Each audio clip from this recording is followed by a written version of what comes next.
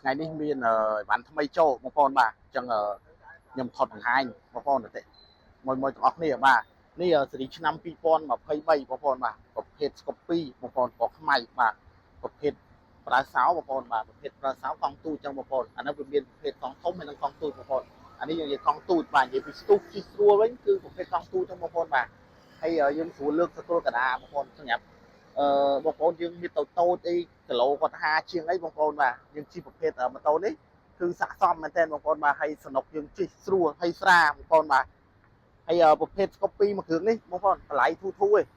តម្លៃលក់ជូនបងប្អូនតែ2000ជាងហើយបងប្អូនបាទថាបងប្អូនមានចំណាប់អារម្មណ៍ចង់បងរំលោះមិនបាច់មានលុយចូលរួមទេគឺរឿងរំលោះសុទ្ធ 100% តែម្ដងបងប្អូនបាទហើយប្រភេទម៉ូតូស្អាតណាស់បងប្អូន 90% ម៉ូតូមួយគ្រឿងនេះបាទចឹងសម្រាប់បងប្អូនដែលចង់បងរំលោះមិនថាបងប្អូននៅខេត្តឬក៏នៅពេញទេបងប្អូនបាទអាចយើងដាក់បងរំលោះបានគ្រប់គ្នាតែម្ដងបងប្អូនបាទហើយឯកសារបងប្អូនមកដល់ទីតាំងហាងក៏បានបងប្អូនអាចឆាតឯកសារមកហាងក៏បានដែរហើយមុនដាក់ពាក្យបងប្អូនអាចឆាតសួរតម្លៃសិនបាទសួរតម្លៃសួរអត្រាការប្រាក់ការបងប្រចាំខែច្បាស់សិនចាំបងប្អូនដាក់ឯកសារមកបងប្អូនបាទចឹងទីតាំងហាងម៉ូតូនៅភ្នំពេញបងប្អូនបាទនៅគិរីរម្យហើយតាមខេត្តក៏ស្នើបានដែរណាបាទសូមអរគុណ